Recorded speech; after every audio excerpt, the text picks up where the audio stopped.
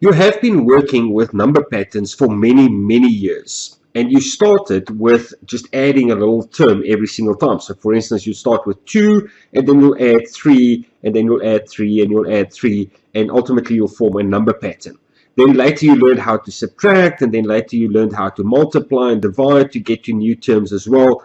And then even much later you started working with formulas, and you ended up with quadratic formulas that will use the specific position of a term to find the value. So you'll build a number pattern based specifically on formulas.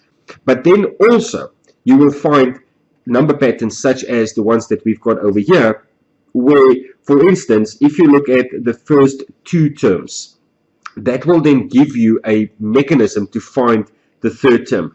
Now, I'm not going to do that specific number pattern right now. I'm going to use a much more common or well-known number pattern to illustrate the concept, and that's called the Fibonacci sequence. So if you start with 1 and 1, and this is the thing about this type of number sentence or number pattern, it's called recursive because you don't use one term to find the next term or the position of a specific term to find the value of that term as you would do in formulas. What you do with a recursive number pattern is you need 2 terms. You need to start with 2 terms, not just 1. 2 terms, and the Fibonacci sequence starts with 1 and 1.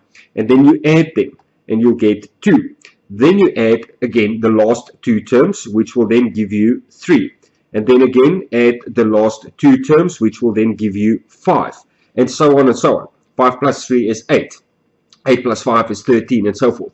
And that specific number pattern is called the Fibonacci sequence. Very well known number sequence. You can actually Google it, and you'll find a lot of information about how interesting the Fibonacci sequence is. The bottom line is actually that you need to understand that there are number patterns known as recursive number patterns, of which the Fibonacci sequence is one, and this question also involves a recursive number pattern.